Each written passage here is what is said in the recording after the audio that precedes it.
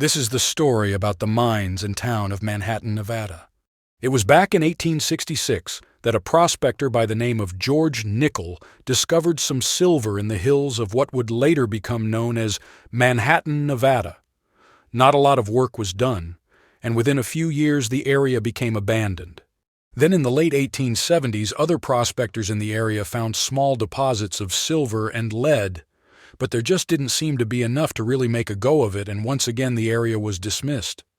Then in the spring of 1905, another prospector by the name of John Humphrey happened to be looking around this same area and found gold.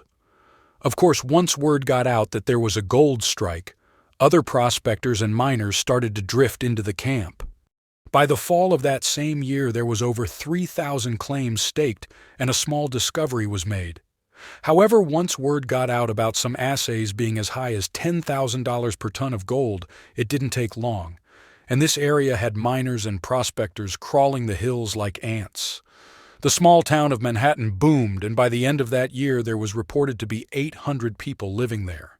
And by the following spring, there was around 4,000 people in this camp. An old article from the Los Angeles Herald described the excitement at the camp during that time. The article was quoted as saying, "The town of Manhattan, which boasted of 6 tents and 50 souls less than 90 days ago, has now a population of 4,000, which is being augmented at the rate of 100 a day. The prospector has blazed the way, and now the capitalist, the speculator, the merchant, and the tradesman follow in his wake, bent on reaping the reward that usually comes to him, who is in at the birth of a great gold mining camp." Of course, by this time the camp was becoming more than just a tent town. Wooden structures were going up at a frantic pace, and town lots were selling anywhere from $1,300 up to $1,900 a lot. By the spring of 1906, there were several businesses which consisted of a few saloons, grocery stores, and even a couple of banks. The town even had a stagecoach line and water and electricity. However, the boom ended almost as fast as it started.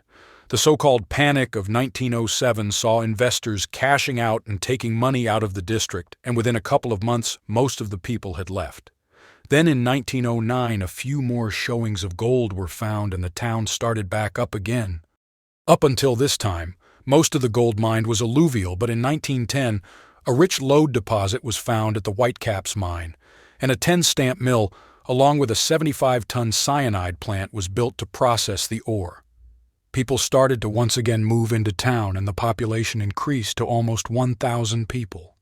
Mining stayed steady for the next few decades until the lode deposits started to peter out, and by the early 1930s, a lot of the mining shut down. Then, in the mid-1930s, the Reliance mine opened a new deposit and became the second largest producer in the district. Then, in 1938, a large dredging operation in Manhattan Gulch was started. Water for the operation was brought in with a pipeline that was 12 miles long. The dredging company was the Natomas Mining Company, and this dredge operated until 1947. Then, in the 1980s, the Echo Bay Mining Company took over the Reliance mine, and this became part of the Round Mountain Gold Company. Manhattan is a very remote town, but you can still go out to this today.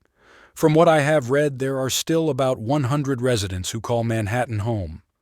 I hope you enjoyed this short story about the old town of Manhattan, Nevada. Please like, share, and subscribe so we can continue to bring you more old lost mine stories.